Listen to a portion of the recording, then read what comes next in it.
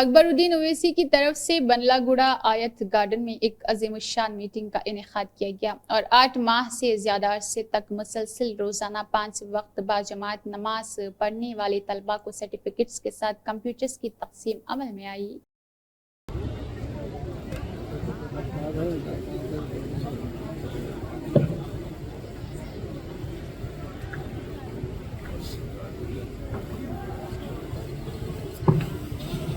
اعوذ باللہ من الشیطان الرجیم، بسم اللہ الرحمن الرحیم۔ سینشین پر تشریف فرما آج کے اس تقریب کے روئے رواں جناب عاطف سوداگر صاحب، حلقہ اعضا کے رکن اسمبلی جناب مبین صاحب، جناب حبیب الدین سوداگر صاحب، جناب شہباز صاحب، جناب عرفان صاحب اور مولانا احسان عمومی صاحب، اور آج کی اس تقریب میں شرکت کرنے کے لیے آئے ہوئے بزرگوں، نوجوان ساتھیوں اور آج کی اس تقریب میں شرکت کرنا اور مدعو کرنے والوں کو خوش کرنا، یہ نہ صرف میں بلکہ ہر کوئی کوشش کرتا ہے، لیکن آج کی اس تقریب میں شرکت میرے لیے خود بھی نہ صرف خوشی کا باعث ہے بلکہ اپنے آپ میں ایک بہت بڑا اعزاز بھی سمجھوں گا کہ اس گنہگار کو اس تقریب میں شرکت کرنے کا موقع ملا، کہ ایک بے نمازی کو بھی نمازیوں کے ساتھ مل کر بیٹھنے کا موقع ملا۔ گنہگار ہوں، خطا کار ہوں، نہ جانتے ہوئے بھی کئی خطائیں ہوئی، کئی گناہیں ہوئی، لیکن اللہ پر یقین ہے کہ اللہ رحمان ہے، اللہ رحیم ہے، اس گنہگار کے گناہوں کو اور خطاؤں کو بھی معاف کرے گا۔ اللہ جس سے چاہے اس سے کام لے لے، اللہ کا کام کسی کا محتاج نہیں، کسی کے لیے رکنے والا نہیں،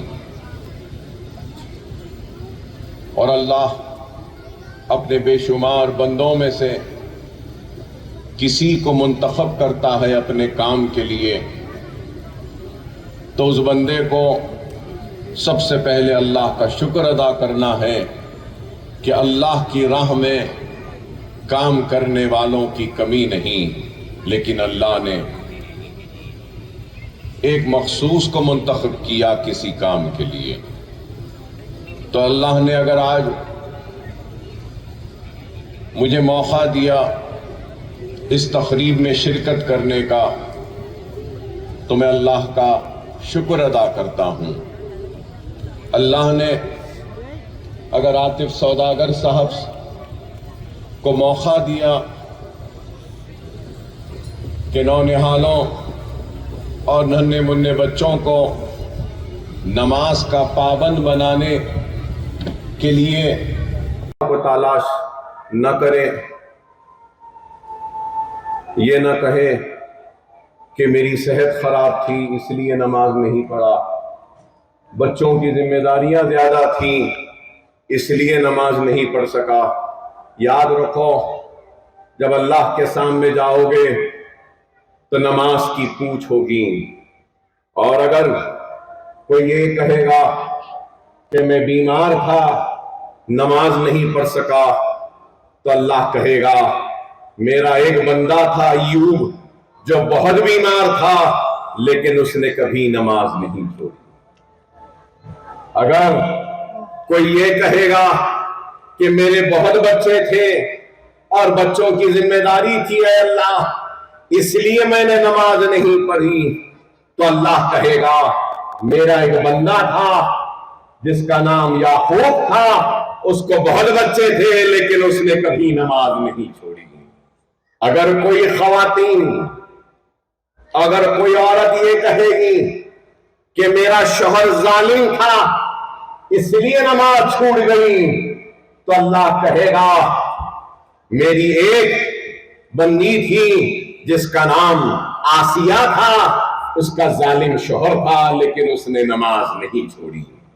یاد رکھو بے نمازی دشمنان خدا کے ساتھ اٹھائے جائیں گے، بے نمازی دشمنان اللہ کے ساتھ اٹھائے جائیں گے۔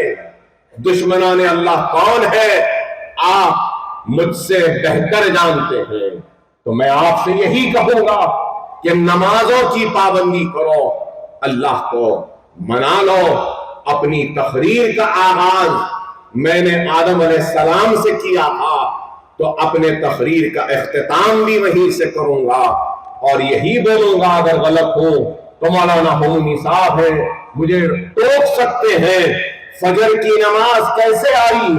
بہت سے علماء نے لکھا ہے اپنی کتابوں میں کہ فجر کیسے آئی، جنت کی کہ اجالوں اور روشنیوں سے جب اللہ نے آدم کو دنیا میں بھیجا تو وہ وقت تاریکی کا تھا، تو آدم علیہ السلام نے دعا کی کہ اے اللہ اس تاریکی کو تو ختم کر دے، میں خائف ہوں، اس تاریکی میں بے چین ہوں۔ تو جیسے ہی تاریکی ختم ہوئی اور اجالے آئے جو فجر کے اجالوں کی طرح تھا، تو آدم علیہ السلام نے سجدہ ریز ہو کر 2 رکعت نماز ادا کی اور اللہ کا شکر ادا کیا، تو اللہ کو وہ 2 رکعت پسند آ گئی اور وہ فجر ہو گئی۔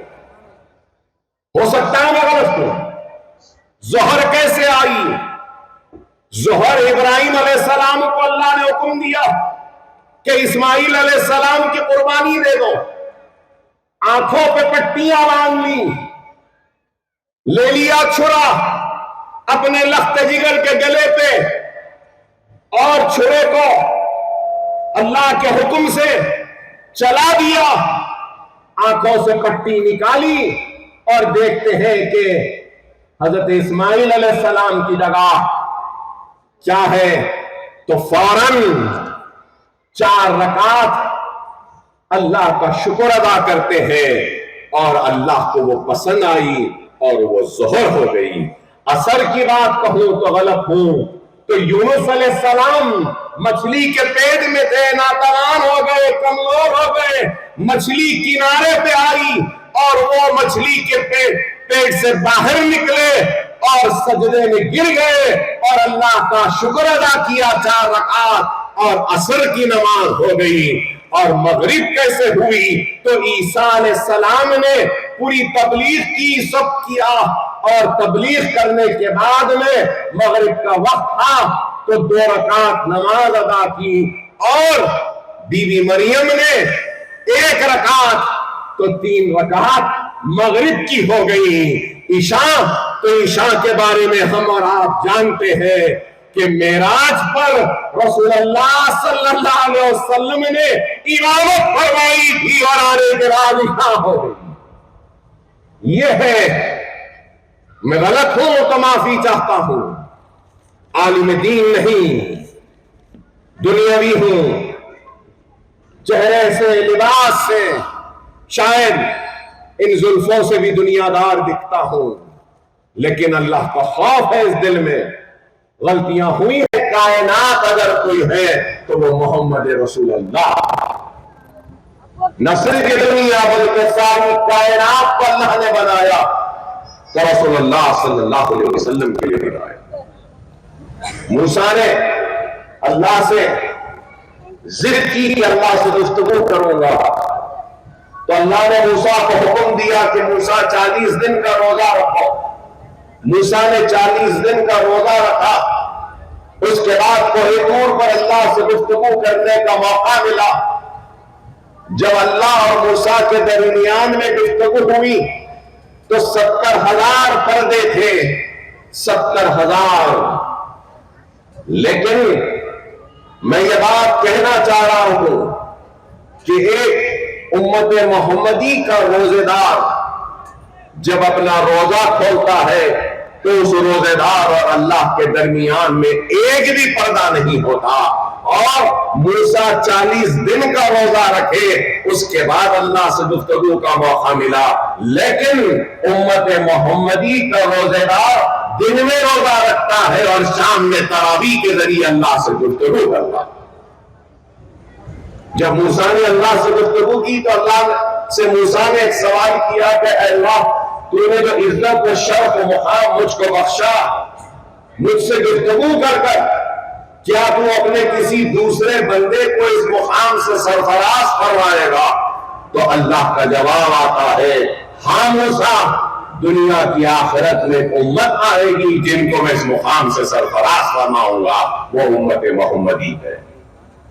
موسیٰ نے اللہ سے دعا کی کہ اے اللہ، کاش تو مجھے امت محمدی بنا کر دنیا میں بھیجا۔ یہ ہمارا مقام ہے۔